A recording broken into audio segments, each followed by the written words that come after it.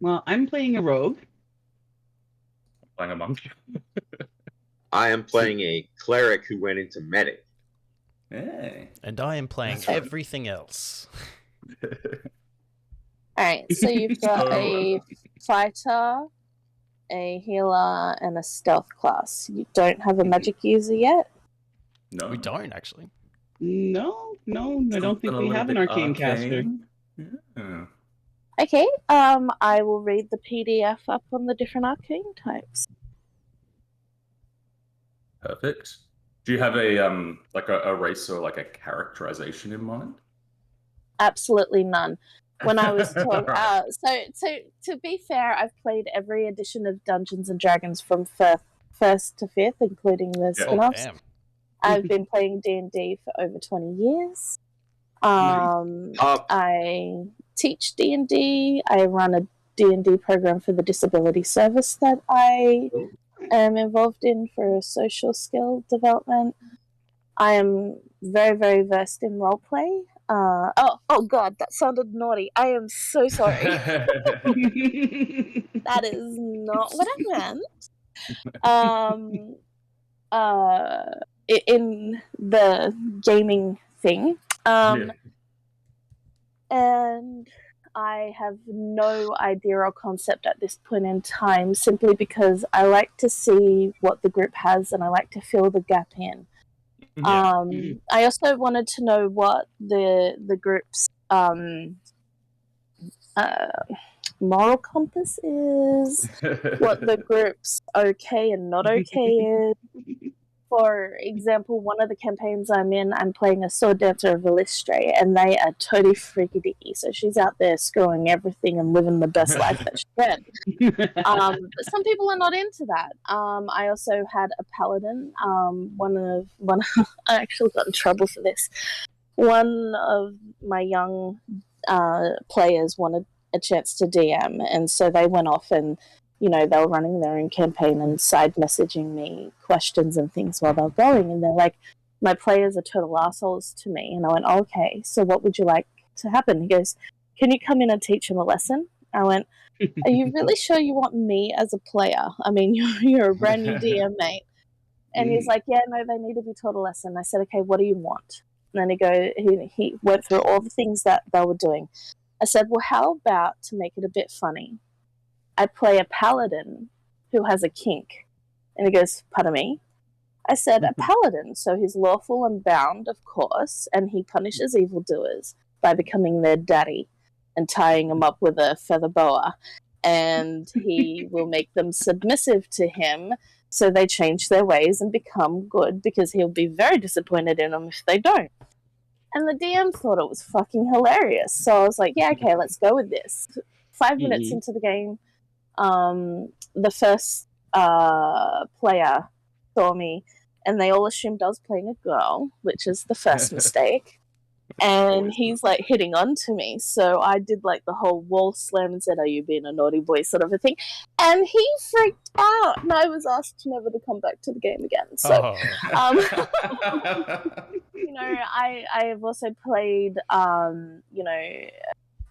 a sage who does healing through magic and herbs, not actual the gods. And so she's for hire, and she's true neutral. And so on the battlefield, she's like, of course I can heal you. How much are you paying me? And the DM was like, how could you do that? You're a healer. I'm like, no, I'm a businesswoman. I have a unique set of skills. They want them. They can pay for them. And the DM's like, holy shit, what do I do with someone like you? This boy on the field, you're like, just sign right here. So, before creating a character, I like to know what the compass, like the moral generalization of the group is, so I can match them. What's okay and not okay, so I can match them. What's missing, so I can match them. Yeah, I guess one of the good things you'll find as me as a DM is I'm very free form. Like, I mean, I'm not. I was talking to Ryan about this. I'm not super strict on rules and everything, because for me, it's all about entertainment. If somebody comes up with some cool idea and it doesn't technically work with D&D 5e rules or whatever, I'm like, let's make this happen. Oh, Right? if you read the like Dungeon Master Guide anyway, like they always have like a caveat, like it's like DM rule of fun. Like if you're finding a rule doesn't work, remove it, Absolutely. change it. Like Yeah. it's like Creative well. license, I think they said. Yeah, Yes. yeah. Love it. For my character, she's technically lawful good, but she comes from a very insular society with no concepts of property or anything like that. So whether like the lawful of her society actually rebounds as being the lawful of like that outer world is like something I want to play around with. I She's really kind of, love that. yeah, she comes from like a really insular kind of monk society where she spent her entire life there. She's like an older woman now who's like decided at the end of her life to finally go out adventuring and to see the world and to kind of live up to the ordeals she's been preaching her entire life. But they have a kind of warped sense of like what not warped, just like, you know, a different sense of what society is. So like she's probably not like gonna gel with a murder hobo party, but she but she, like that gray morality is like flexible and dependent on society. So she definitely open to that, like anything like that. That is amazing. I love that.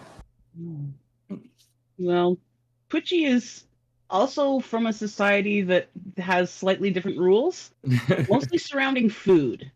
Nice. Their society has basically looks at food as a communal resource.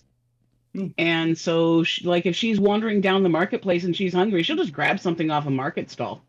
Yep. And not understand why everybody's flipping out. Yeah. Oh, Or, well, she's been fun. around society. She's been around human society long enough that she's probably learned that you're not supposed to. But there's going to be times she'll forget and just what? Yeah. She's chaotic good. Basically, you know, everybody should just get a nice time of it, and you know, but evildoers, yeah, I'll stab them in the back. I like that. That's really cool. Yeah, I think you guys are definitely going to enjoy some of the stuff I've got planned. What about Ellie? I ran the first play test for the system, and one of the things that was stressed to me was that Ryan was looking for a PG setting. Yep. So yeah, he asked us not to swear. He asked us, you know, not to do any really hired for Australians, all right? Cool. As for Owly, if I'm making up my own deity, Owly worships the great stork. He is a healer with a surprising number of proficiencies, if that really is going to matter. Good. He's not very charismatic. He's my attitude, if you've watched MASH, is kind of like Hawkeye from MASH crossed with Zoidberg from Futurama. Oh, I like that. Capable of being funny, but often just as maudlin, and kind of sometimes questioning what it is adventurers do. You know, we're going out and killing these people in their homes. Is that okay? You know, But they're bad people, so yes. Yeah. Black and white, very easy. Yeah. So yeah, that's yes. I will gradually build the doctrine of the great stork as we go. But he is in charge of birth and healing, for he is a stork. Yeah. Anyone mind if I nip out for a second and grab myself a coffee? No, go for it. Okay, be right back. And once So you Gucci? come back, we'll start to get started. Nice. And while you guys are doing all of that, I'm gonna read up and create a magic user. Go for it. Alright. Cheers. Okay. Look at the. I feel like I cheated. I literally just asked Ryan what he wants played. I'm like, I would have done the same thing. Whatever he wants showcased. Yeah. Well, he asked for Twitchy. Twitchy was in the first campaign, and he asked for her to come back as well. So that's it'll cool. be fun to get to play. I have never played 5th Ed D&D, and I learned just enough to game master really? it. So, Okay. no, I'm a Pathfinder first edition guy. If you want to talk complicated rules, heavy systems, there I you played go. a bit of Pathfinder. We played a tiny bit, but yeah. 5e is simplified. Yes. Yeah. I really liked I was playing a witch character Yeah, that's right. in Pathfinder. And I had a lot of fun with her. Like she like basically would like add on effects onto people, and then every turn she could like cackle maniacally as like a bonus action or something like that, which would then like stack on kind of the effects further. So it's like if no one was interrupting you, you were like, and you were sticking in the background, you could just basically be like cackling in the background as they got debuffed and hurt and stuff like that. So it was a really interesting kind of character to play. I think I was playing an alchemist. Hmm. I can't remember now. So long ago. It's been a I while, must yeah. have It played was at least years 40 different characters for ago. Pathfinder. Yeah. I was into the organized play really heavily. Yeah. Oh. I'm gonna bring up my character sheet. There we Oh, go. and I've been Uncaffeinated. playing for 40 years. So there. Yeah, 40th. Yeah. Only Pathfinder. What was I gonna? I played basic D&D where elf was a class. Oh, Lost. wow. Okay. Yeah, that was my sister's first character, was an elf. Oh. And that was her class, and she had charisma 18, and it was like, oh my god. My first was, I started it with 5e, and I pretty much only played that consistently. But yeah, I played a fighter, a half-orc fighter. That was my first class. Cool. Nice and simple. He multi-classed though, right? Afterwards, yeah. Took me a while. Like after a little bit, yeah. A few levels. Yeah. I think I must have started with 3.5, I think. Yeah, because I think it was like 4 was just about to come out when I started. Or was just out, but the person who was DMing was still running 3.5. So it was all about minis and around the battlefield and stuff like that. Yeah.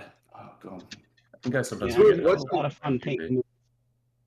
Is the first image in that set, that is what character name? Is that looks like a lizard folk or something? Oh, Grizka? She's a kobold. Grizka, okay, got it. Yeah. Yeah, kobold, that makes sense. Yeah. Bronze kobold.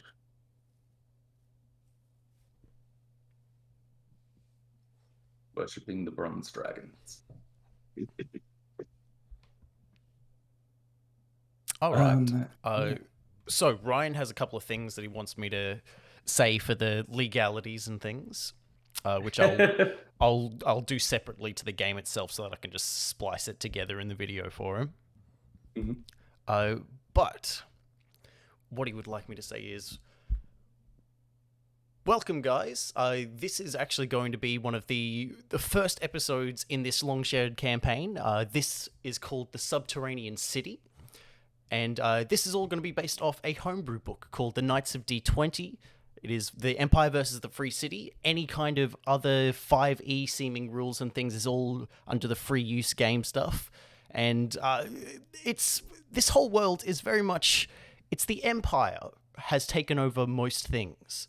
The Emperor himself is all-powerful. There's all these new kinds of religions that have taken over, and it is all based on human superiority. So any non-human races are really struggling at these times, but due to there being nothing but the Empire, they have flocked to these massive cities controlled by the Emperor, because there is nothing else that is safe. There has been constant wars and things, and one of the main things that's forcing progress is military technologies and things constantly advancing to one-up each other and become the most powerful empire in the world. But after these great wars and these great mana booms and bombs being dropped on everything, it has been a long, long time. You guys are all part of a big crew that has been drilled, that has been kind of, you might have volunteered, you may have different reasons as to why you're actually on this mission, but you are all drilling down to an old great lost city underground that has finally been able to be returned to by mortal life, because the dangerous mana and dangerous magical presence that was there after all of the mana booms is finally dissipating. So you're going down there. Your mission is to set up your new bases, retake the city, and find what old and new discoveries you can, and bring them back to the Empire. Mm-hmm. Dun, dun, dun, dun, dun, dun. No, Pretty much. you're right. No, that's right. I wonder what all that randomized magic has done over the years down there. Oh, it has done Yeah. some Probably find some stuff. pretty creepy things. I think it's fine. It seems like it's gone. Yeah, it should be safe. no bad effects.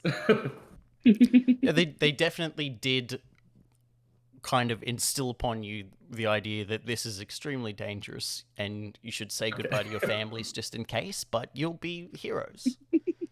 Yeah, it's for the Empire, for the glory of the almighty Empire. Yeah, the Emperor, And we're the CEOs, Daddy Emperor, Daddy Emperor, CEO. Emperor Senpai. Yeah, and Emperor Senpai.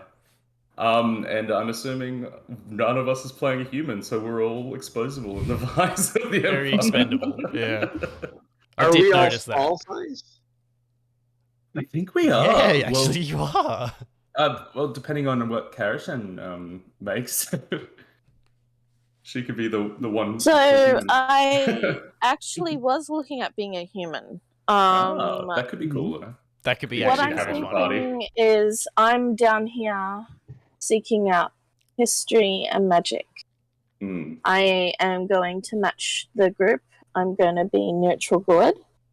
So good by nature, but very neutral if it came to one person dying or the preservation of an ancient item. The item is more important. A That true might scholar. sound...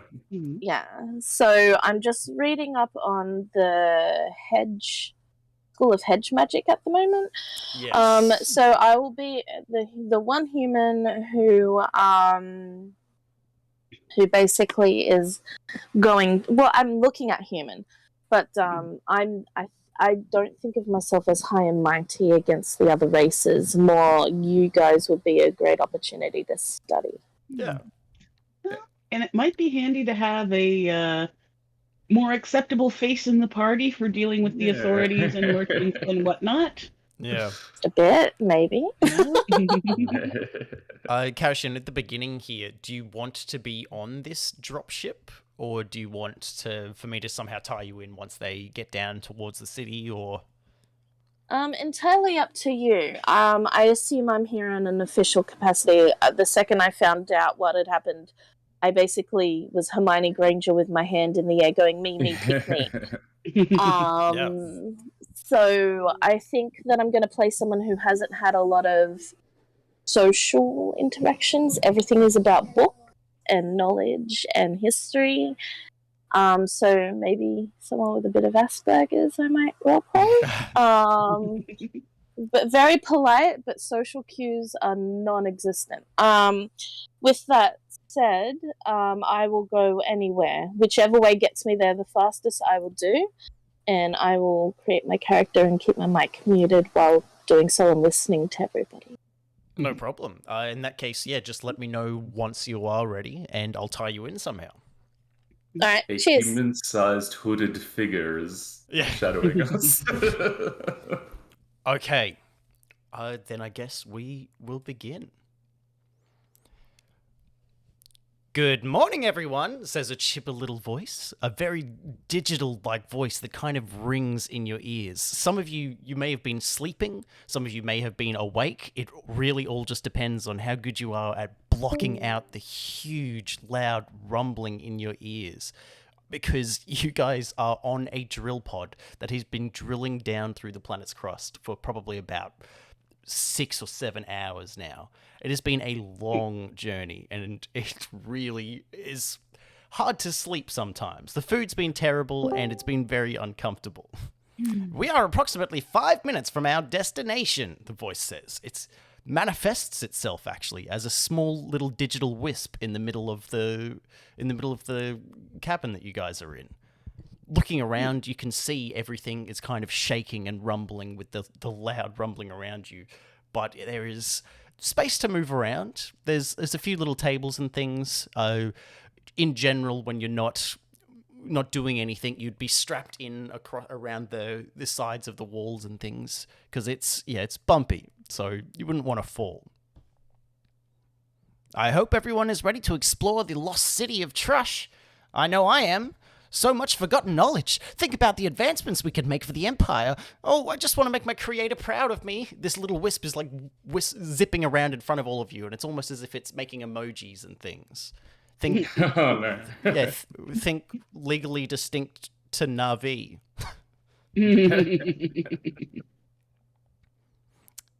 And so, looking around, what are you guys doing? Are you guys awake, asleep? Are you guys doing different activities? Oh, I'm awake. I've been awake for hours. Awake for Hours and hours. I'm already all packed. I'm brushing my tail right now. Brushing your tail, yeah. The food has been you pretty just- subpar, unfortunately. Like, it is very much military rations designed for bulk storage and just enough nutrition to survive. That's been a little depressing, but, I can always find a little something in the corners to, keep me going. Yep, that's very fair. Can you describe the appearance of your character to us? Oh, me. Yeah. She's, she counts as small, simply because she's very, fine-boned, and she's short, but not as short as, say, a halfling. She basically, imagine an eastern gray squirrel and Squirrel Girl from the comic books morphed. Yep. Yeah, Yep, she's got the big cute little button eyes and a big fluffy tail, and she carries daggers and will put them in you if you're bad. Nice. You see an old, withered, bronze kobold with little tints of kind of like that discoloration of green that you see on old kind of bronze statues, just kind of flecking the ends of some of her scales. And she's sitting at a table trying her best to meditate. But it's a very bumpy ride. She's there like... Yeah, there'd be occasions where she would actually be fully knocked over as the giant drill hits this harder sediment and things. So, yeah. On that final bump, she's like, Another time. Oh, goodness. then she starts dawdling around, and she sees a little squirrel girl over scurrying in the corner, and she's like, Excuse me, dear. Oh, what was your name?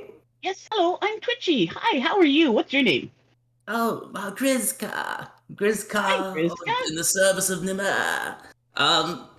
Can you tell me, on this expedition, can you do me the biggest favor? I know it's a lot to ask, but can you promise to do me a favor? I'll try.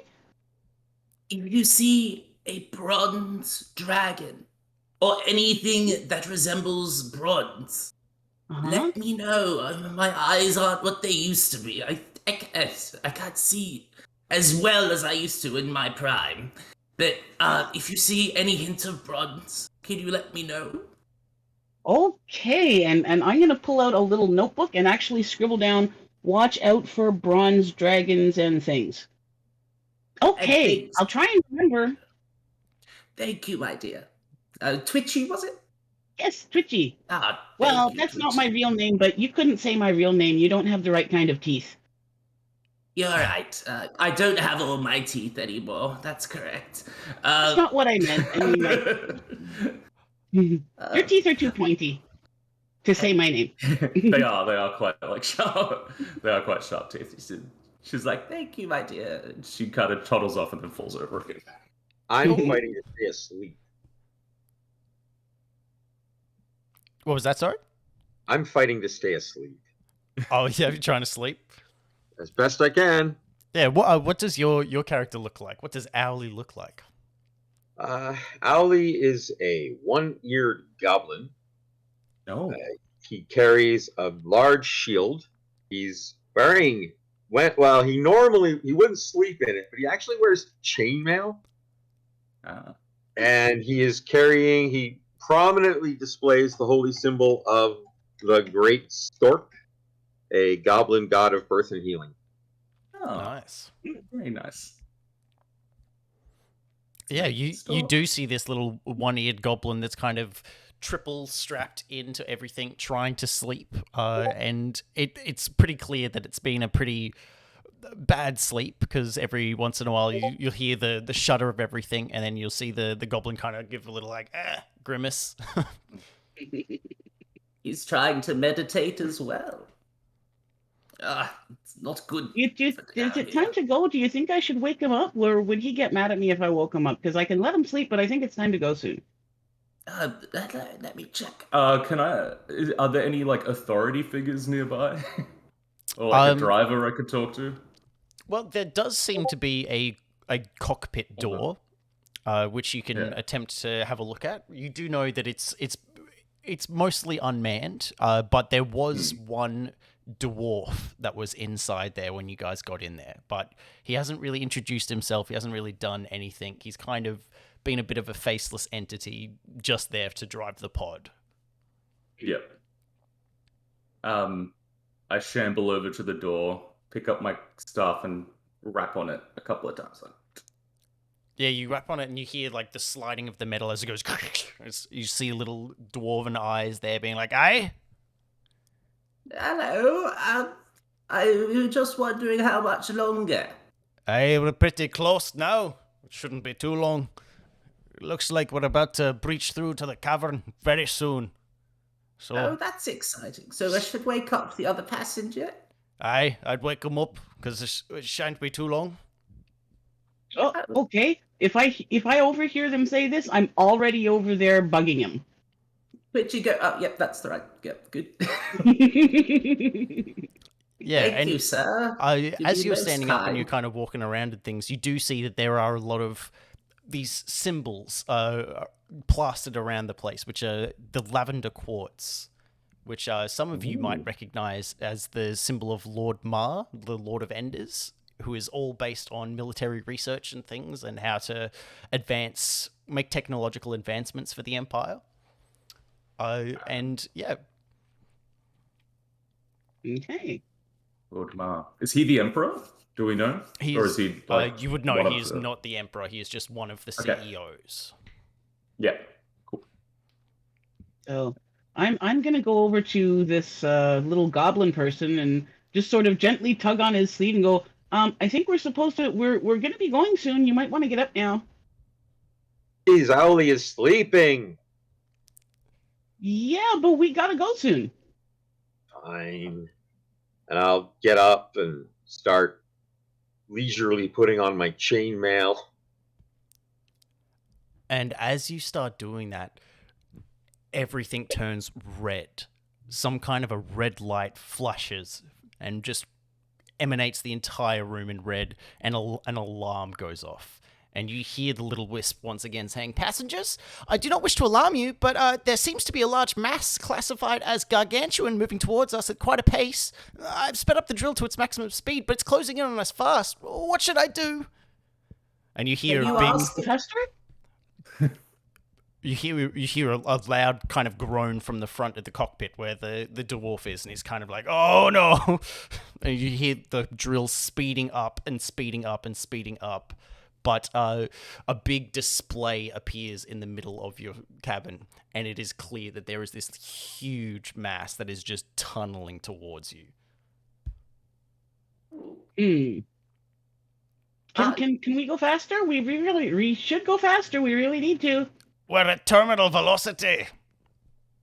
Maybe slow down and ask it if it's bronze. I ain't slowing down for this. I don't think that would be a good idea. Oh, I suppose Nomura's so great that he'd be able to catch us anyway, so... How that is, go as fast as you can. Right, zigging and zagging. Maybe it doesn't turn well, like a crocodile. No, it's worth a Heck try. yeah, we should go and zig and zag and get away. You hear the large rumbling as the ship tries to zig and just zag through everything, but because it is all the rock and things, it starts to make you go slower and slower. And it looks like this mass is catching up further and further. Perhaps we should get on the drill cannons, says the dwarven driver. Drill cannons? You have drill cannons? Yes, so all of these drill pods have been equipped with these cannons which fire almost drill-like torpedoes that are usually automatic, but for some reason they're not. No, the drill cannons are offline right now. They could be manually fired, but it'll be like blind firing. It sounds like fun. Jump in. I'll do it, but I'm only firing if it's not bronze. Yeah, I slowly make my way to a pod. I will be bouncing across the room, getting to a pod as quickly as possible. Yeah, you guys jump into one of these small little cannon rooms, and it opens up this window, but the window itself, all you can see is just dirt and black and rock and things, because you are drilling down. But what it does do is it kind of flips into this little screen that gives you almost like a virtual view of the surroundings, but it's almost as if like a seismic view. It just senses vibrations and things, and it is clear that there is this large mass coming towards you. But unfortunately, you can't really discern colors or anything like that. I'm going to go ahead and assume it's not bronze and try and shoot it. Yeah, excellent. Make for me a dexterity attack. Okay, so I've got Dex 16, so... Oh, shoot, I'm still thinking Pathfinder terms. Yeah, so this is all 5e free use stuff. Okay. So with 16, I believe that'd be +3 to your dex. +3? Do we add our proficiency as well? Yes, actually. I'd say that you would all be trained with using these weapons, so you can add proficiency to these drill cannons. It was a half-hour training seminar at the beginning of the day. Yeah. Okay, I will roll my d20 and do the math after. Well, that's a 6. Yeah, you fire off one of these drill torpedoes. No matter what math I do, it won't work. Yeah, it's almost as if it misfires. So you fire the drill and it just goes and then stops, and then you can just see it disappear as you speed past it down. Darn it. I get set up to do it again. Yeah. What are the rest of you guys doing? Are you guys on drill cannons as well? You are just like strapping in? You to person. Go ahead. Rather than getting in a cannon myself, I'm just going to go back and forth between the two of them, giving holy guidance. Nice. Oh, thank you. So is that you're casting guidance on them? I'm casting every other... Basically, Twitchy gets it one turn, and Grisette gets it the next. Nice. You probably have maybe 2 or 3 more chances maximum before this mass reaches you. So yeah, if you'd like to keep firing, go for it with your guidance. Okay. So Guidance that's with extra D4. Extra D4? Okay. Yes. All right. So D20 plus D4 plus Dex plus advantage. Plus 2. Vocabulary? Okay. It's proficiency. Well, at least that's a 9, 10, 15 total. Yeah, okay, you do a lot better. You fire off this torpedo and you see it drill, and in this simulated view of seismic activity, you see that this thing goes flying, and it's as if it shoots past, and this mass almost blobs to the side as it just zips past it and keeps moving towards you. And at this point, you see the dwarven pilot. It runs out of the cockpit, and he's just like, "Well, I'm strapping in." And you see him start strapping himself. It's almost as if he hits this big red button, and then like 12 straps just go.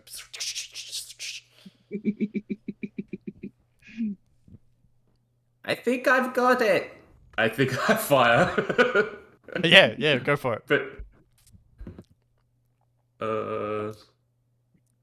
5, 22. Ooh. Yeah, you She has good dex. you see this little old kobold jump into a thing and be like, "Oh, how does this work?"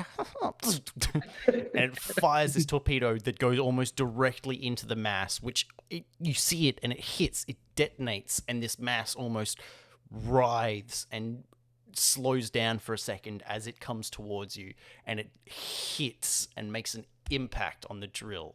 But luckily, it doesn't look like it's attacking you. It just hits you and bounces and goes away. But that is a solid shudder to the entire ship. And anyone who is not strapped in needs to make a dexterity save for me right now. Oh, that's me. Yep. Saves. I don't know if my dex bonus will save me on that. Yeah. Well, I'd like to roll double digits tonight. 13. No, that's like 8 with my dex bonus. And So Twitchy goes a flying. poor Twitchy. Twitchy, Ally, you take Twitchy, you take Ally 6 bludgeoning damage. is Ouch! Not my tail. sorry. I was using electronic dice and accidentally closed them. My mistake. No, That's no, so no good. problem. And Griska, you take 4 bludgeoning damage as you kind of you're on the cannon, and then you just fly up and hit your head on top, and then land back in the cannon. Oh. All right, almost there. Very nice. I can't remember if I have proficiency in these in dex saves. I don't think so. So I get natural 1. Oh, No. yeah, you take 4 bludgeoning damage, but not only that, Okay. you hit the roof and fall unconscious. Ow. Not in no. death saves unconscious, but your lights are out for a second. Yeah. And It's rung your bell. Stunned in a way, like yeah. yeah. And from this big hit, it feels as if the entire thing starts to tip, and you see things slide down towards specific directions and things, and you see the dwarf press another button to like undo all of these things, which takes about 4 seconds as they kind of retract, and then he sprints into the cockpit and is like, "We're going off course," and you see him pulling as hard as he can, and he says, help me, as he's trying to recorrect the ship. Oh, I'll run right in and do what I can. Yeah, you run in and make a strength check for me as you guys use all of your little squirrel might to pull this thing. And 8 will give me what? -1 or -2? Ooh, minus. I think One. Just -1. Yeah. Okay, let's see. Well, that's a 1. I rolled a 2. 1. Okay, yeah. I think this dice is going in the microwave when we're done. Yeah, no. Yeah, you run up to help, and your bushy tail gets in the way because the cockpit is super small, and it's dwarf sized, which I mean for you isn't too bad, but with your big bushy tail, it kind of tickles the dwarf's nose and everything as well, and he's like, and it is still going off course, but you start to feel as the wisp appears in the room and says, "We're about to break through the crust," and you feel the drilling get lighter and lighter and lighter as you eclipse through the crust and enter a free fall as the ship on its side begins to fall straight down. You all float for a moment as it falls. Yeah, no one's strapped in. Could I reach out for Ali and I'm like, his unconscious body pulling towards me and like try and cradle his head? Yeah, you can. I'm like, oh boy. And you have probably you have time to do one quick thing if there's anything you want to do before the impact kind of thing.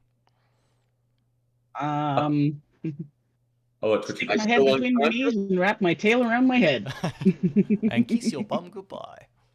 Did I wake up yet? Yes. Yeah, I'd say you wake up to being cradled by this little kobold and you're floating midair. Okay. I'll try and wedge us into something with my shield.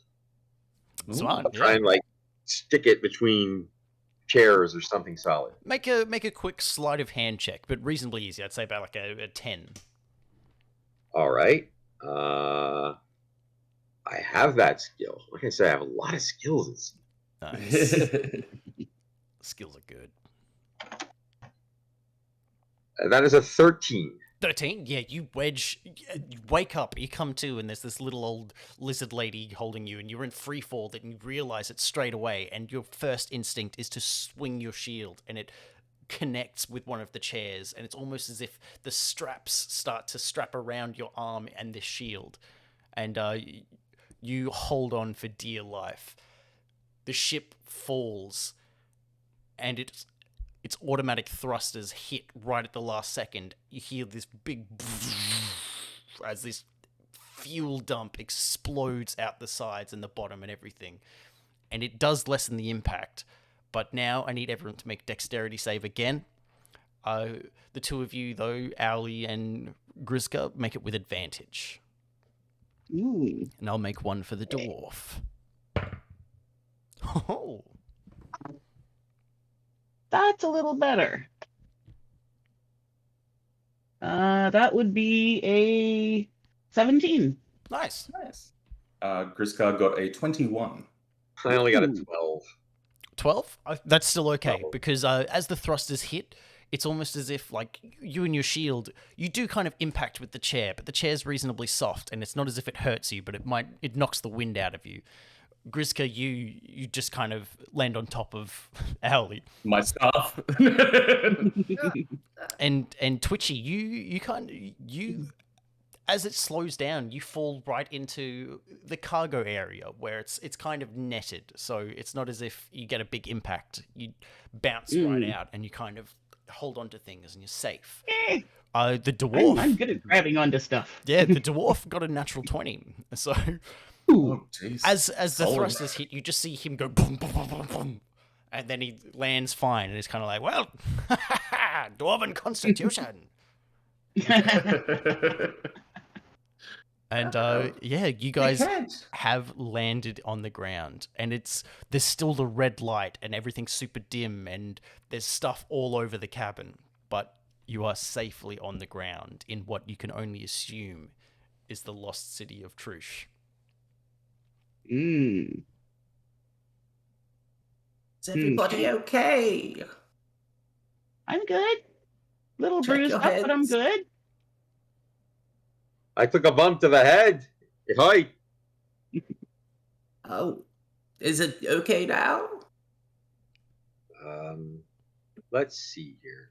I imagine it would be wise to heal us up, right? Even at the Yeah, I'm expense down of resources. 6.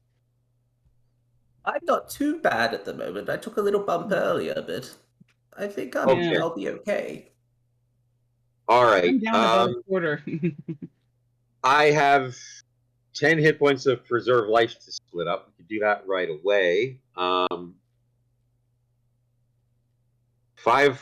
6 for Twitchy, 2 for me, and 2 for Grizak. How's that sound?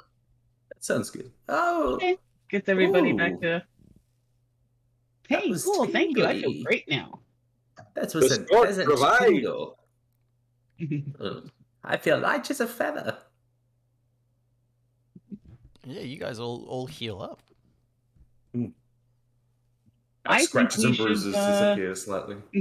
gather up what we need and check this place out, eh? This is what we're here to do, right? Yes. Yeah, so I guess if you're gathering things up, can I get everyone to make an investigation roll? What statistic does that use? That is intelligence. Intelligence, yeah. So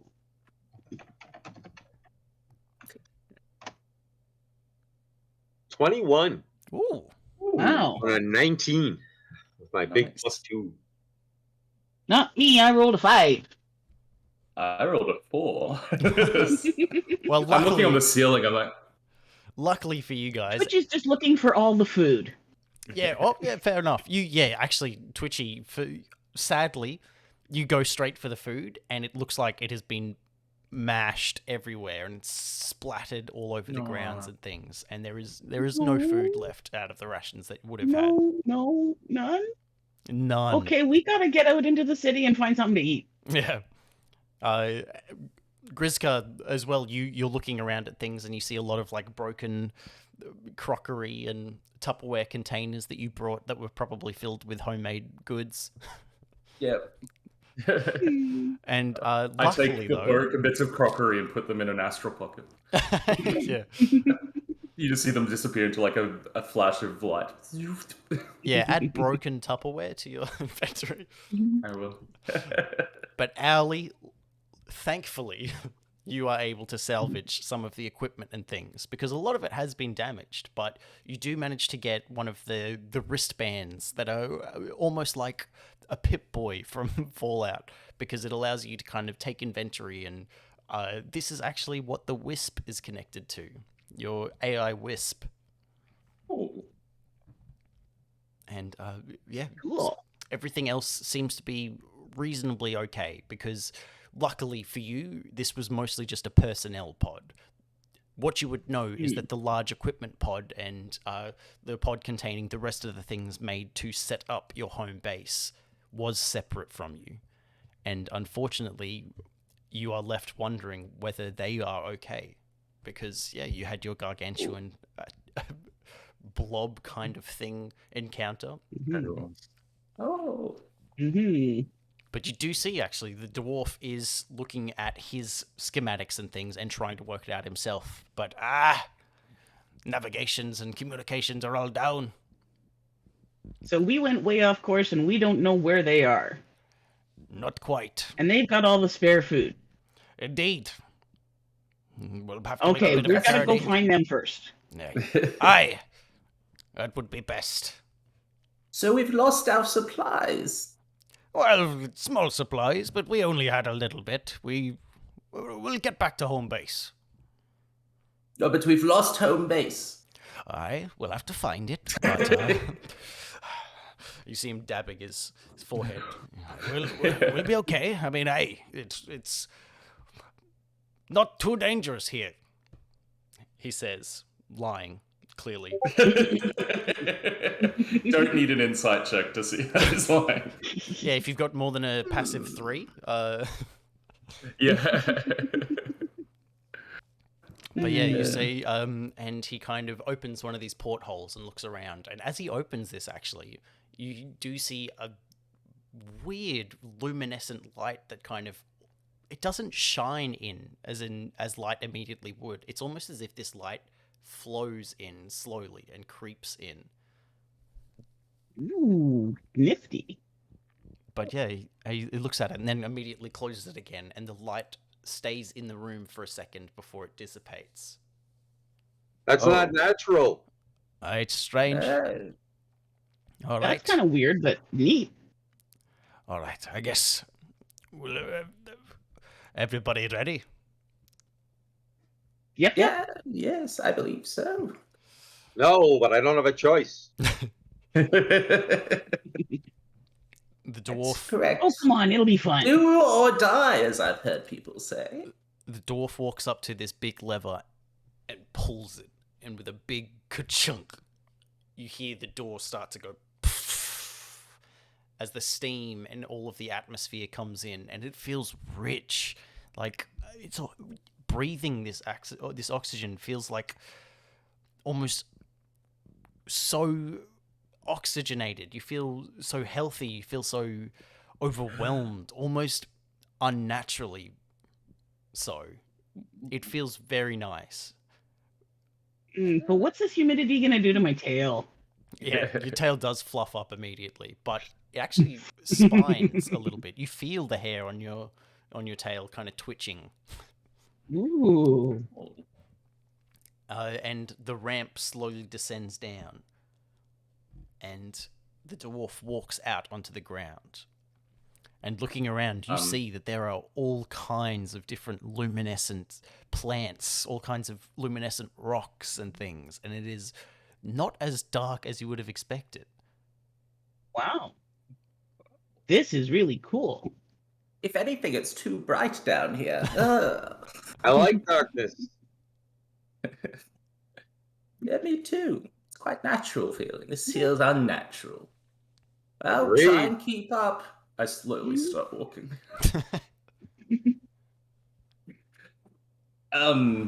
So do we? So it's just like a cabin at the moment that we can see, like a large yeah. cabin. There's no. Is there any structures or anything in the distance we can see? Like how far can we see? You can't away quite from see, us? but you can't quite see any structures or anything. But this is an enormous cabin. It's almost as if you can't see the ceiling if there wasn't light on it. But it's hundreds and It's a hundreds hollow of earth. meters up. Yeah, pretty much. Yeah. So This is if I Godzilla vs. Kong. if I do look up and try and see what I can see above us in the ceiling/sky, do I see another big hole that might have been the other drill pod coming through? Smart.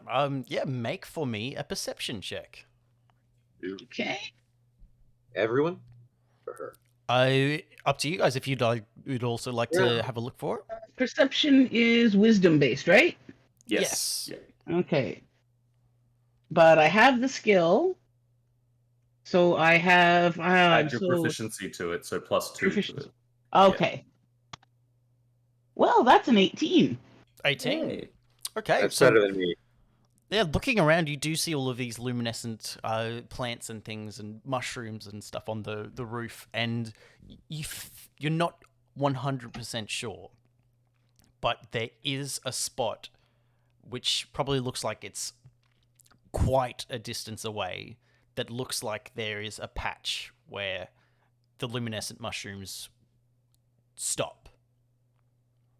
Where they might have That been, must- say, knocked away by something bursting through. Exactly. I'll point this out to the rest of the group and say, I think maybe it could be over that way. Yeah. And I just, start scouting. Yeah, the dwarf has a look at it and thinks that, hey, this is probably our safest bet so far. And you see him, he's kind of tinkering with his own navigational Pip-Boy device. Mm-hmm. And he's trying to repair it and get it working again. So he's not really paying a huge amount of attention. Okay. But yeah, you guys have kind of landed in a bit of the bottom of a clearing.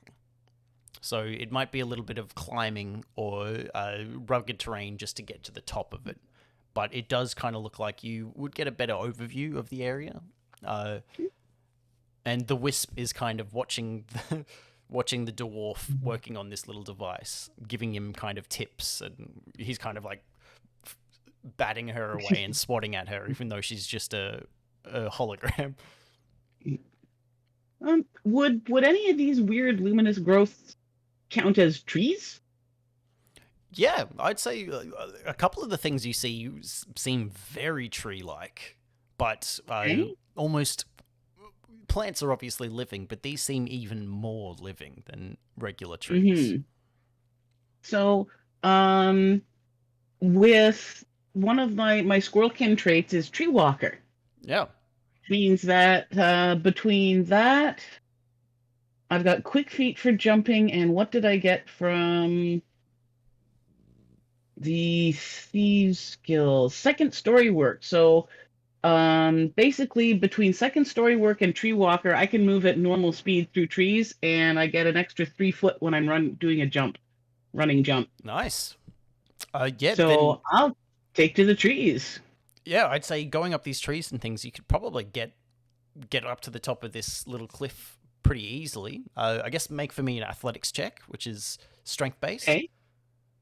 Yep, that is going to be fun. Athletics or acrobatics? Actually, sorry, do. You could probably use acrobatics, couldn't you? Yeah, that I can probably, hopefully roll. Yeah, go acrobatics. Well, that's a 5 on the die. Retire I think the die. that's going to be a, yeah. We'll So make it that to would 10. be 8, 9, 8. 10, yeah. Yeah, I'd say that's Fair probably 10. still just enough for you to get up.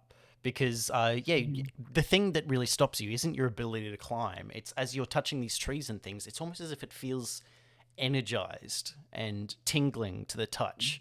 And it doesn't hurt you or anything, but it's such a strange sensation that it distracts you. And as you're climbing and things, you do get to the top, but it took a bit longer than you expected because you were ready to just bounce up there very easily. Yeah, and that was weird. Yeah, this feels strange. And now that you're at the top, okay, can I get up there? Make for me another perception check with advantage. Okay. You're doing great up there. I assume. I think I'll take the 18. Nice. On the die plus 5, right? Yeah. So for yeah. Yeah, so you actually do spot in that direction that you thought that it might have been. There are some pretty bright lights which are visible from the distance that you're at, and you would recognize it as the beacon that from the ships. Okay, guys, we found him! And I'm like bouncing up and down and pointing, even if they can't see me. Oh yes. Which direction? That way? I guess I'll Lead the way. Yeah, the others are still down the bottom of the cliff, aren't they? Yeah. Yeah, I'll kind of shout down to them which direction to go. And I'm checking to see if I had some rope with me. It doesn't say specifically. I've got an explorer's pack, but no. That probably has rope in it. You like all the packs have rope in them, like about 60. Okay, most likely I'd say so. I'll tie a bit of rope to a fairly sturdy looking thingummer and toss it down to help the others come up. Yeah, you do that. There are some pretty solid looking rocks and things that you manage to loop your rope around really well. You get like the perfect little knot on it, and you drop down the rope. And if the others would like to climb up, all you got to do is make either a dexterity or athletics or acrobatics check with advantage. And the dwarf is going to try as well.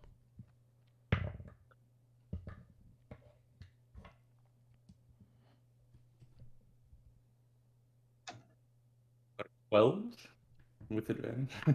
That's fine. That gets up. 19 acrobatics. Yeah, awesome. So yeah, it sounds like all of you, including the dwarf, you do climb up this rope, and as you are climbing, you do feel these strange sensations as the plant life and the brush touches even just the outside of your clothes and stuff, and it's strange. I do have an ability. Yes. Called Arcane Scent. It's one of the special kobold abilities, where if I can make a perception check, and upon a success, I'm able to discern both the location and school of magic that a spell belongs to. So I guess I want to it's kind of like a detect magic kind of thing. Yeah. Are you trying to? I'm just trying to detect if there's any particular kind of magic coming off of them. Off the plant. Coming off of the plants and stuff like that. Yeah. So make that perception check for me then. Yeah. Oh, I smell magic. Oh, it's not great. All right. Perception. It's a 13. 13? Yeah, you definitely can't discern any specific type of magic from it. But could you also do for me a quick history check? Yeah. Because, you do definitely feel the magic coming off this vegetation, but it doesn't feel like a specific type of it. Yeah. 16. 16? Yeah, what you kind of guess it is, just an educated guess, is after the big mana boom and this whole area being flooded with wild magic and things like that, you think that the plant life and the vegetation and probably the animals and things as well have all been somehow altered and imbued with the residual mana. But what kind of effects and stuff that has on everything, you are almost excited and terrified to find out. I have a feeling that this place has magic. Don't get too excited. Don't get too scared, everybody. but there might be magic involved. Oh, says You the guys dwarf. take care of the magic stuff. I'm not good at magic. You're saying there's Maybe magic? maybe one day we'll find someone who knows magic that'll help us out. One day soon. And yeah, you all now can see that there is this area where there's a very clear beacon, and it's not a huge journey. So luckily, it doesn't seem as if you were knocked too far off course. But you definitely have a bit of a walk to get there, and it does not look like even terrain, and there is a lot of thick, strange vegetation on the way. Yeah.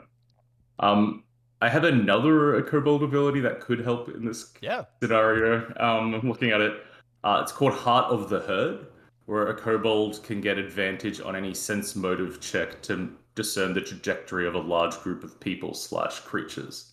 So I don't know if that's more like tracking people's movements, or if I know where they the general direction I can get us there. I don't know. Yeah, I think that exactly. sounds like it's more to track if it's people groups of things. Yeah. But that still could come in handy. Yeah, for sure. Yeah. So I think I'd like to stay up. As I say, for now we follow the squirrel. I'm gonna get up into the trees as much as possible. I'd like to be moving somewhat stealthily because I suspect that there may be nasties out and about here. Yeah, okay. But I'd like to be, scouting a little bit ahead of the party, enough that I can shout back to them if there's trouble. Yeah, and it does. Most of the way you can move through the treetops. So I'll say absolutely. So make a stealth check for yourself. And what about you other guys? What would you like to do? We'll move. We'll make an attempt to move quite stealthily through the brush, I'm assuming. Yeah, then I guess make your stealth checks as well. Yeah. Is there any sort of... Oh, sorry. You go. Is there any sort of penalty for being in heavy armor? I believe you have disadvantage for chain. Okay. I came up with a 21. Nice. Oh, 19, even with disadvantage. Oh, right. Nice. Perfect. Yeah. So you all move quite stealthily, and you are able to stay quiet and move forwards. And pushing through all of these different brushes, you do see all of these strange things. There are red flowers that glow, and as they peel away, there's almost as if an orb of light is in the middle of them. And as you move past them, it's almost as if they turn to look at you as you walk. And there's strange fruits that pulse with energy. There's vines that slither like snakes. And all of these things... They don't seem like they're animals. They just seem like plants that have even more sentience than regular plants that you're used to. I hate to say it, do any of these fruits and things look edible? I mean, all these fruits do look edible, but you have no idea. Oh, I'll try one. Try one? I Twitchy's very food oriented. She's not going to be able to turn down magic fruit. Yeah, very fair. She's up in the trees. It's right there. Yeah, you do I know, it's right in my face. There are the tree that you're in currently. It's as if there's almost these hanging apples that are spiny, but not hurtful spiny. Just almost like a star shape. And when you go to pick it, and as you pick it, it pulses with a bit of light. And would you like to try and take a bite? I'll take a sniff. That's one of the squirrelkin things. Yeah. Is that what is it? I have keen smell, and it means that I can usually detect if I take a bite of something, I can detect whether or not it's poisonous and spit it out before it harms me. Great. Yeah. So I'm going to go ahead and take a big ol' bite. You take a big bite, and it's almost like popping candy on your tongue. It feels like everything's crackling, or even though it's just soft, and the taste is really special for this thing, this weird like star apple, and it does not seem poisonous to you. Oh, I'm gonna pick a few of these and a few of those and a few of them other things. Yeah, you do. I guess write this down because this will come into play at some point. Okay, what I'm gonna put that on the say- back of my sheet here. Magic fruit. I'm gonna say you get one more of those star apples. And this is just me describing what it looks like, because you guys can work out names and things later. You get, there's about a handful of these weird berries that are shaped like little cubes. And Ubers. yeah. Mhm. And then you get Okay. 4 pine cones that have feathers almost. Flying cones. Is there any would like knowledge nature maybe give some insight into this stuff? It would. Okay, let's see what we can find out. Yeah, make a nature check for me. 19. My dice are doing well today. Ooh, Yeah, very well nice. done. So, yeah, much like what Grizka kind of estimated or assumed, is that the mana has affected all of these different fruits and vegetables and things. And from your 19, you can kind of tell that it does not feel like everything is going to be safe, and it's going to be very difficult to tell what is and what isn't safe to eat. But there could easily be strange effects, because this is a wild magic forest. Just Has so long as anything it doesn't make happened- the fur fall out of my tail. It does not. Has anything happened to Twitchy since taking a bite of the apple? Not that you can tell yet. Mm.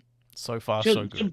She'll seem quite bouncy and happy because she's found something tasty to eat. Oh yeah, in terms of taste, this is delicious. This is like a weird new taste sensation that you've never experienced on the surface. Oh, guys, you've got to try these. Oh, these are so good. But I don't actually offer you any. Maybe later, sweetie. Maybe write down in your little notebook, apple equal good. Yes, and I'll scribble down in my notebook the tasty star apple. Yeah, the dwarf also is kind of scrolling through his device, and he kind of takes note of that, and almost as you kind of show them that, and he kind of scans it with his device. This is the same one that you have too, Ali. But he scans that piece of fruit and starts typing into it almost like a log. Cool. It's magics these days. Yeah, Very and impressive. also, as he does that, Ali, you notice on yours that it does pop up saying that it's been logged. What did he call? I just called it Star Apple. Twitchy? What would you call the star apple? What do you have a special name? Like, would you like it named after you? You're Pardon. to be the first person to ever find I and think try star it. apple describes it pretty well. Star apple. Yeah, star apple sounds good to me. Yeah. Maybe you should call it Stork Apple. Or Snapple. Ooh. Wow. It sounds like a terrible name. It will never go anywhere. That sounds copyright to me. So yeah, I'll just call them a star apple. Cube berries, feather cones. Very simple literal. nomenclature here. Very cool. I'm not interested in the names. I'm interested in the taste. Yeah, very fine. Yeah, and Grizka, I guess because of your herd ability, could you make, I guess, a perception check for me? Or actually, what's your Yep. passive perception? I'll go off that. My passive perception is 14. 14? Yeah, you guys, as you're walking, Grizka kind of stops you and says, hold on. Hold up. There's some scratchings and things on the ground. But you do notice that there is a few little footprints and things, which look like rat footprints, but they look quite big. And with each of those little footprints and things, it's almost as if there are little worms that spine out of these footprints. Little blue worms. Oh, like they're growing, like wriggling in the footprints. Yeah. Oh. Weirdness. Yeah, look at these weird little footprints and the worms. I pick up a worm. You go to pick it up and you cannot, because it is almost as if it is pure energy. Oh. Oh, goodness. Oh. I've never seen anything like this before. Let's go find them. Mm-hmm. Are they heading in the is what you're saying? Yeah. Do we know if they're heading in the direction of the beacon that we're heading towards, or are they going in a different direction? It does. It What looks do I like, need to do? it does look like they are towards that direction. It doesn't look like the footprints are all over the place in the sense that it doesn't look like they're all heading, like beelining for the home base or anything like that. But it looks like they're at least moving in that area. No. We might as well keep an eye on them while we head for home base. Yes, keep your eyes out. There seems to be some kind of rat creature that kind of disturbs the energy in this area. Very interesting. I wonder if they know anything about a dragon. Richie, which way now? I'll take a look around and figure out the best direction to the home base. Yeah. What's your passive perception, if you know? Well, it's 10 plus just your base, or 8 plus? Okay. 10 plus your modifier. Yeah. Oh, then it's 10. It's wisdom based, right? Yeah. But Yeah, don't you then have, 10. don't you have like keen senses or something as a Keen rope? smell. Yeah, for Okay. smell. So if somebody's things. cooking at the campsite, I'll be able to find my way there in no time. Yeah, it's too overwhelming, all of these new smells. You can't really decipher any specific smells. But I'm still eating my star apple. Yeah, even with your 10, you can kind of see, and you see the direction that it's going, and so you can definitely point everyone in the right direction. Okay. And I will keep bouncing along. Yeah, you guys keep moving. I'll keep. And you do start to see these little blue glows from just kind of beyond the bushes that you guys are walking towards. And it does seem like there's these blue lights scurrying around. I'll kind of mention that to the rest of the group, and I think maybe we should be a little careful. We don't know who or what's in there. How close are these blue lights? Probably about 30 feet. Okay. Nothing has happened to make it seem like it's an alarm or anything like that. All you can tell is just from the light itself, there is definitely glowing coming from that area. Can I move there stealthily? Absolutely. Make for me a stealth check, and especially because you're up in the trees, make it for me with advantage. Okie dokie, yeah. Guess we'll hang back while she scouts ahead from up above. So still. I'll take the 19. 19, yeah, very much. Okay, so you do kind of bounce from these trees and bounce over and look down into what appears to be a bit of a clearing, where most of the shrubberies and things have been patted down, and it looks like there is a nest of blue rats. And they're I'll not. watch them for a second to see what they do. You see that their tails kind of worm like those worms that you saw in the footprints, and they are very glowing, and they kind of move with each other and start to glow further up, and then it sinks back down as they move, and it's almost as if they're communicating with each other through this light. Swarm. Are they? Are? Does it look like they're blocking our path? Can we go around them? It does look like you would be able to make your way around them. It doesn't. They don't look like they're specifically blocking off an entire area. There isn't even a huge amount of them or anything like that. There's probably about 6 or 7 of these. They're big rats, but they're not anything that would threaten ROUSs. you as like but they are there, and it is a very interesting sight for you. Okay. I'll head back and tell the others and see what they think. Yeah.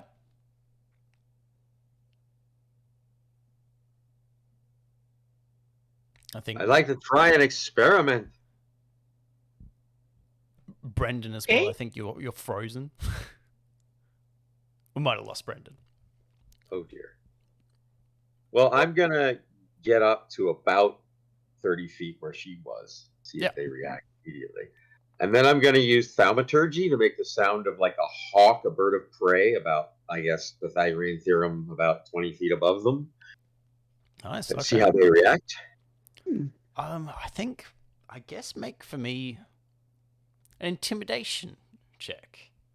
Oh. It should be charisma based. Yeah, that won't work. But do it with advantage because you're using thaumaturgy. Okay. Even with advantage, an 8. Did I mention my charisma is 8? Very fair.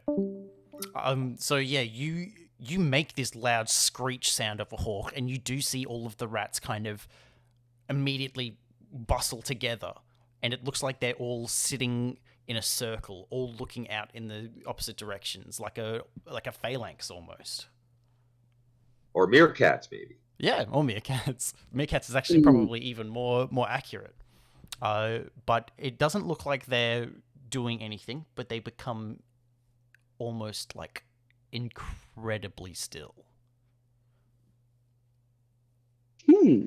Well, live and let live, I say. Yeah, if they're not going to attack us. We'll wait to see what Grazok has to say, I guess. Give him a sec. Only fair. We could always pause recording. Oh yeah, I'll snip it out. Oh, fair enough.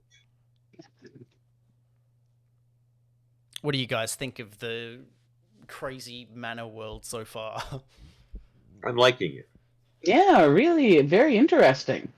Yeah, I'm waiting to see what the long-term effects of eating mana fruit is going to be. Oh, I've rolled for something, and it will become apparent at some point. But it's okay. I think it's going to be good. It's a good one. It's not a bad thing. Okay.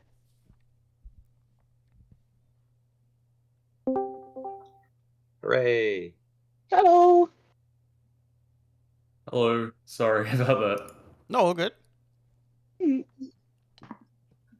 What was the last thing you heard? Rats with blue tails worming on the ground. Twitchy was looking at them and then asking if we could go around them. Okay. So Owly tried to scare them with thaumaturgy and create like the sound of a hawk. Nice. Yeah. But he didn't roll super well on his intimidation check, and so the rats then formed a circle and became like statues, incredibly still, all looking out. Ooh. Oh, I see. They seem pretty smart for rats. Oh goodness, yes. I wonder if they can speak. I might go. I could try talking to them. Oh yes, you could talk. I'm kind of the closest. Closest thing, not really. Yes, you both got fur. More than I true. got. I think what I'll do then is I'll move out to a place where they can see me and de-stealth. Yes, see what they do. Yeah. Yeah. And not approach, not threatening, just kind of looking at them.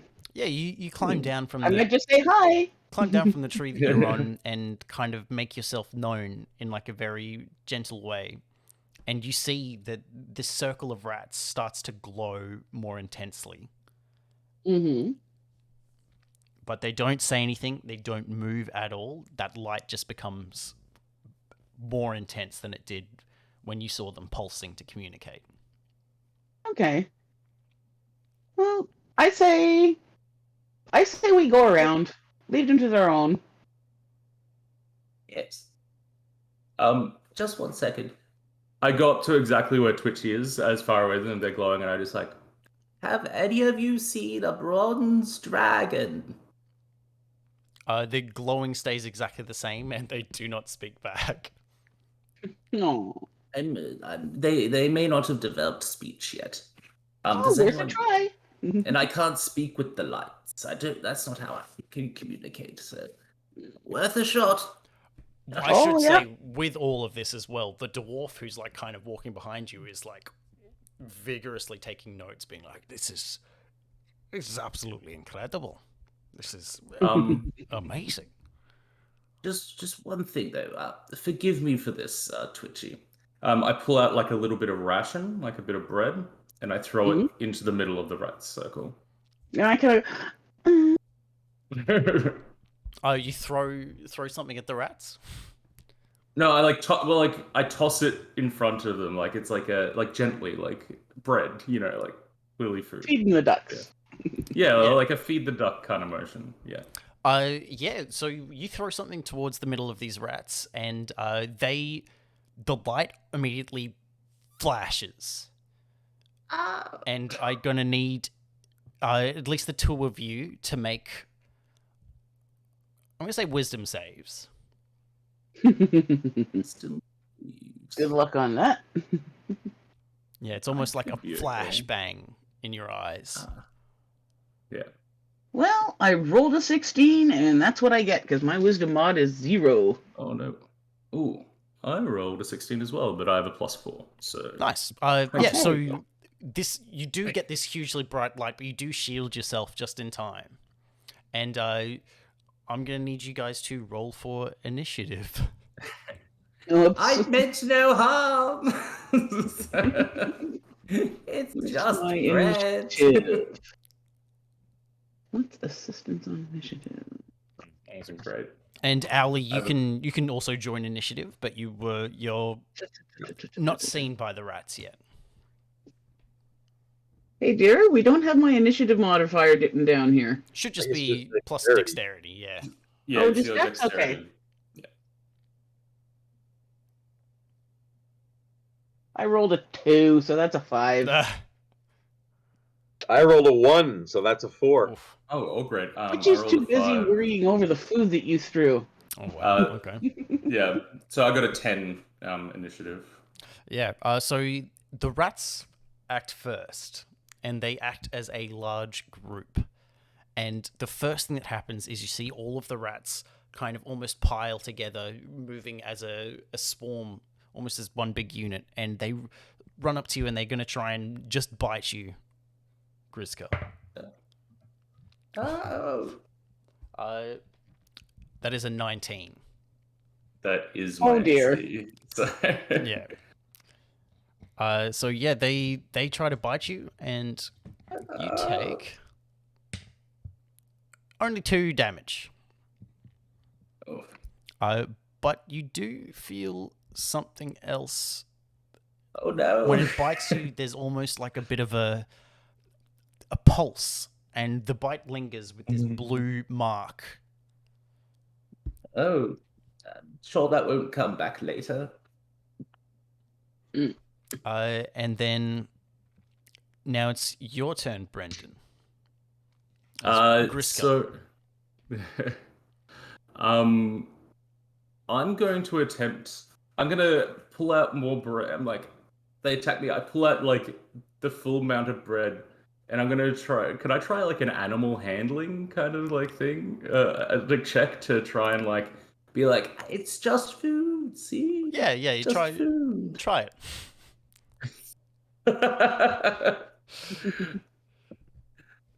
That was a nat 20. Oh, damn. Okay. Oh, nice. Yeah, so they I bite shit at you you, not, so yeah. and another one comes up and tries to, like, this swarm of rats bite at you, and like one of them goes to bite you, but you have the bread in your hand, and it bites the bread, and then you see them all kind of like freeze for a second, and then another one jumps at you and lunges at you, and you think it's attacking you, but it bites at the bread again, and then another one, and then they all start swarming over this bread that you've got in your hands. Maybe we should make ourselves scarce while they're distracted. I think that's a good idea. I don't think we want to have to give them any more of our food. Alright, I drop the bread, and then I spend a key point to disengage from the rats. Using my monk ability, Step of the Wind. Yeah, and the rest of you guys, if you would like to make your hastily exit, you absolutely can while they're distracted. The dwarf is going to. You see him kind of like, oh, and he kind of like jumps and rolls into a bush. Like spread. Let's get out here, lickety split.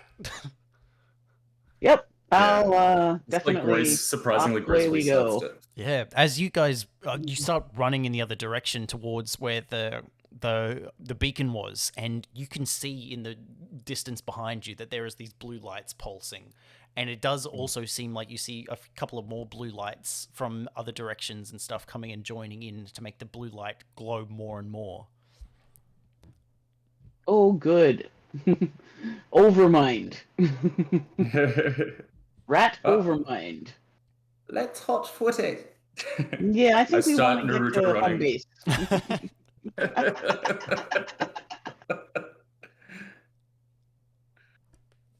Yeah, if you could make for me one last perception check, Twitchy. Okay.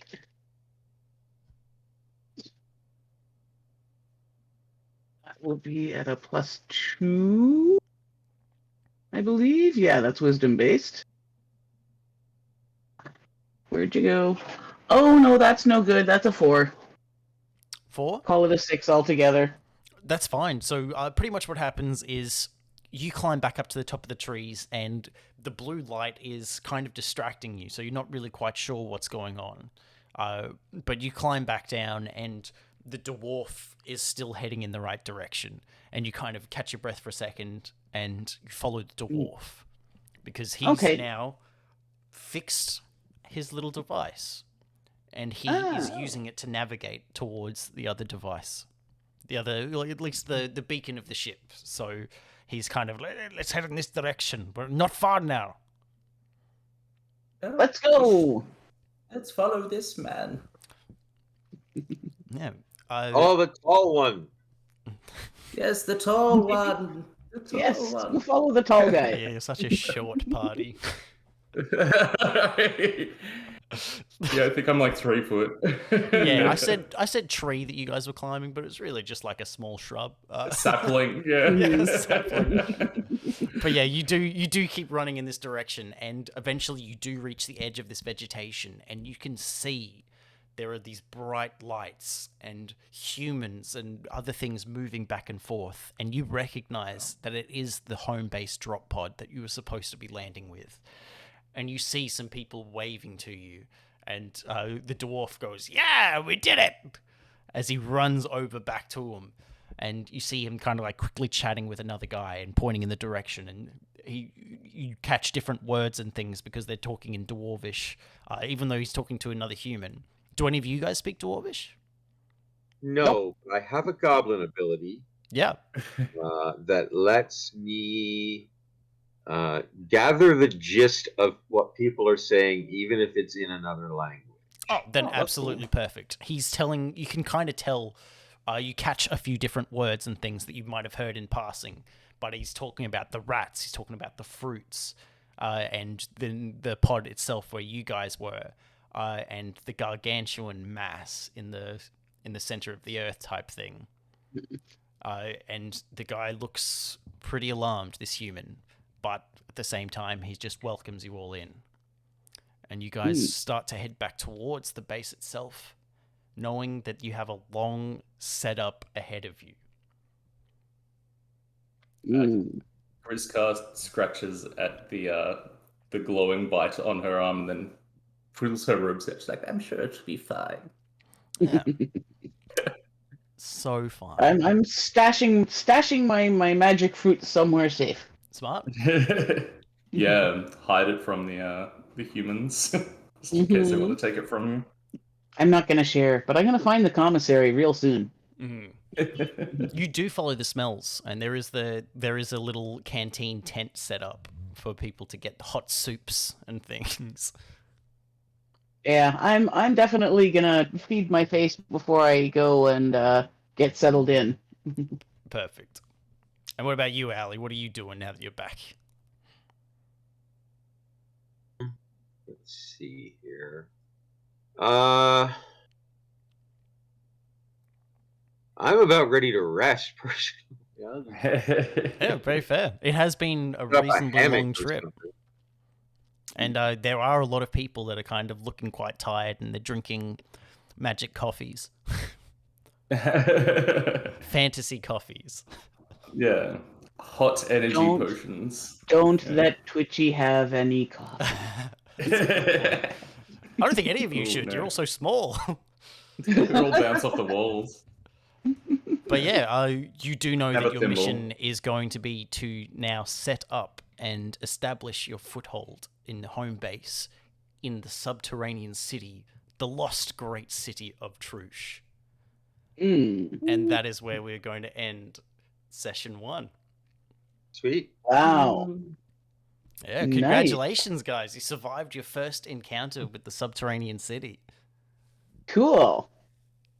For now. For now. No, that was any a fun effects? run. Well, thank you very Have much, it. Mr. DM. You're Yeah, very that welcome. was- Thank you, Thank guys. you. You're great players. Very fun to work with. Oh, good. Great success. Yeah, I'm sorry. Go ahead. No, you go.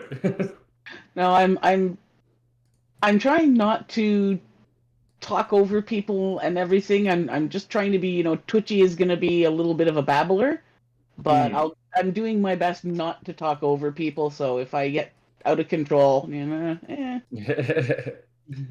It's kind of hard, I find, like the online things, because like when you're in person, you can gauge like when someone's about to speak a bit better. But sometimes when you're online, like I definitely have problems with it.